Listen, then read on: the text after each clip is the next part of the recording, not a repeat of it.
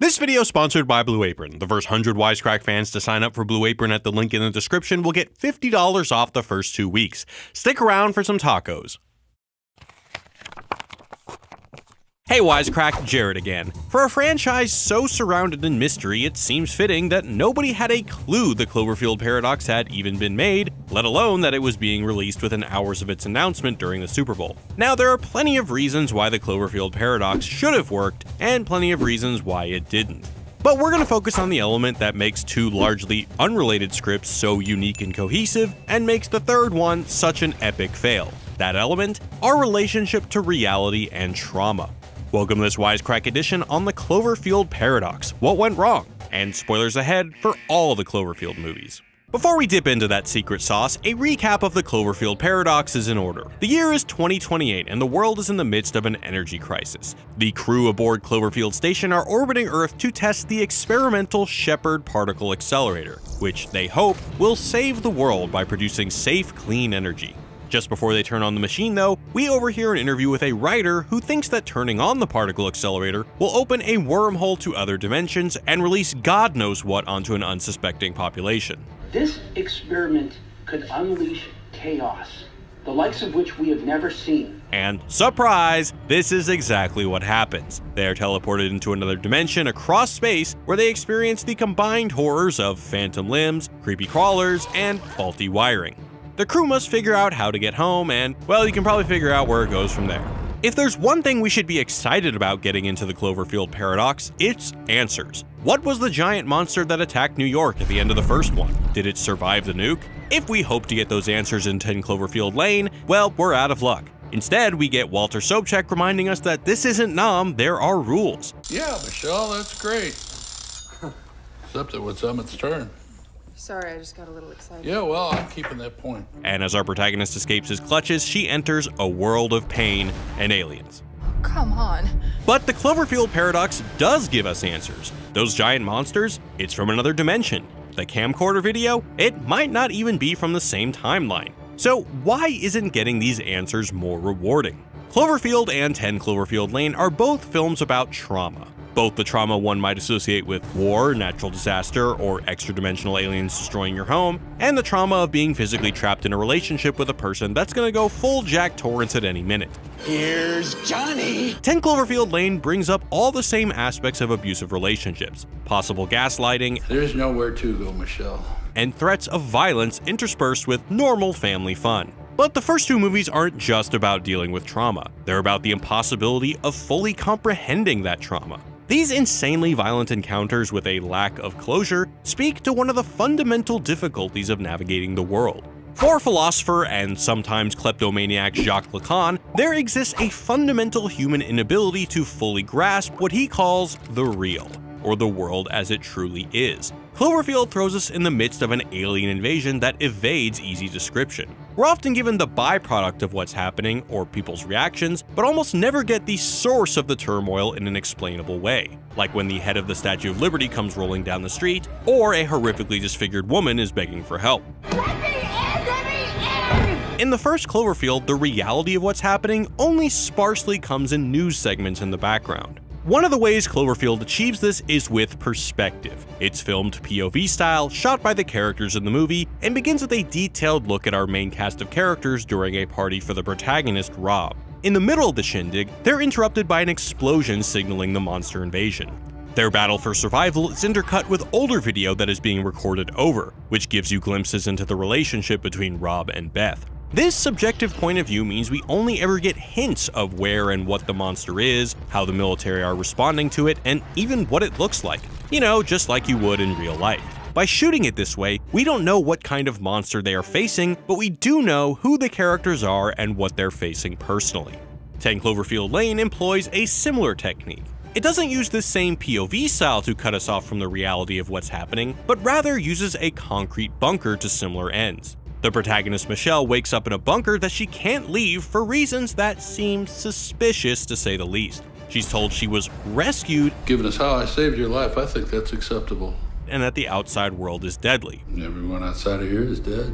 Now, if we suspect that Howard is preparing to wear Michelle's skin, we get just enough interaction from the outside world to give credence to his story. but not enough to truly know what's happening. As the movie ends, we get enough information to let us know that things aren't going great for Earth, but not much else. The control of information in both movies is what makes them so tense and entertaining.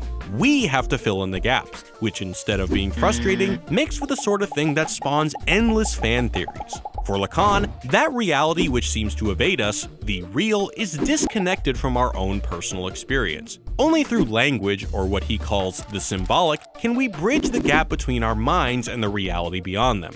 What Cloverfield explores is the chasm between the real and language, the inability to bridge that gap.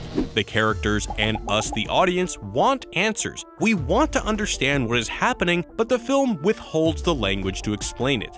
That chasm, for Lacan, is called lack, and it's what drives the tension of the first two movies. We all know what it's like to be at a loss for words during a terrible event. Footage of 9/11 shows onlookers covering their mouths in silent horror while watching the tragic event happen in front of them.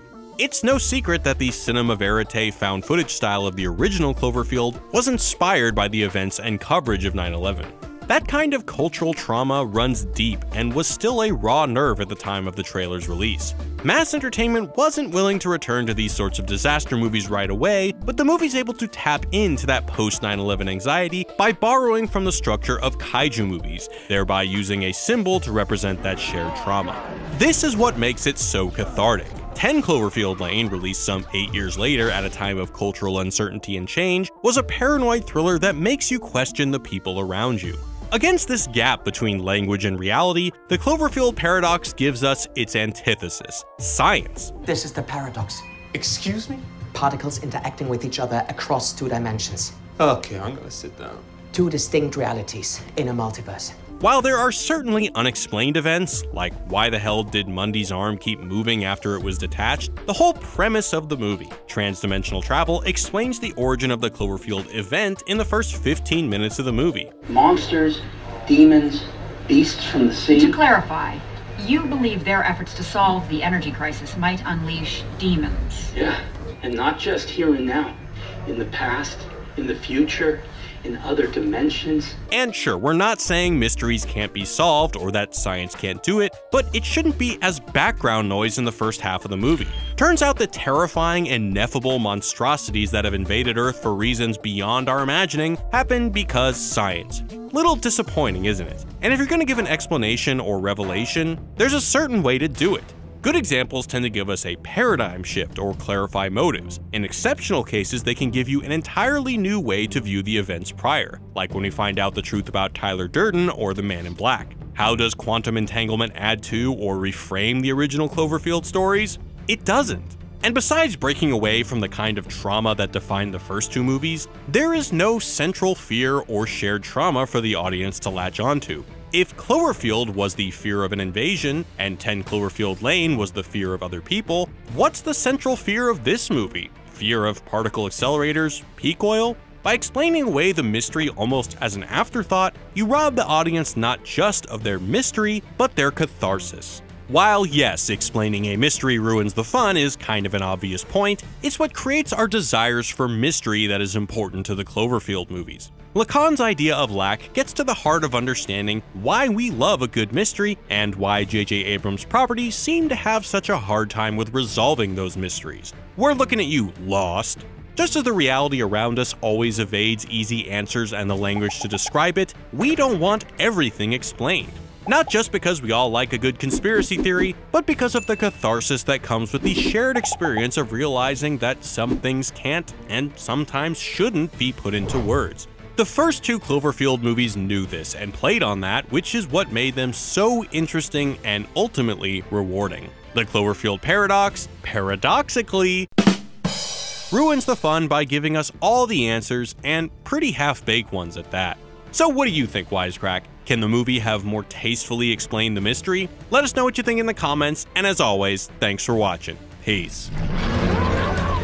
Cloverfield may not have been the sci-fi mindbender we'd hoped for, but as I've found, everything is made better with tacos, and in this case, spicy black bean and caramelized onion tacos from Blue Apron. Blue Apron unleashes your inner Gordon Ramsay by sending farm-fresh ingredients along with an easy-to-follow recipe right to your door. You never have to leave the house again, finally. In fact, the first 100 Wisecrack fans to sign up with Blue Apron via the link below will get $50 off your first 2 weeks. Each meal takes 40 minutes or less to cook, all under 800 calories per person. And with a large selection of menus updated weekly, there's something for the carnivores, vegetarians, and really picky teens of the family. You know what I'm talking about, teens. If you're looking for something extra flavorful, then I'd recommend their Mediterranean menu. Featuring dishes like oregano chicken and Calabrian chili shrimp, it's perfect for all the lovers of olive oil and Spain. Click below again to get this awesome deal, and I'm off to eat a family-sized portion by myself. Peace, guys.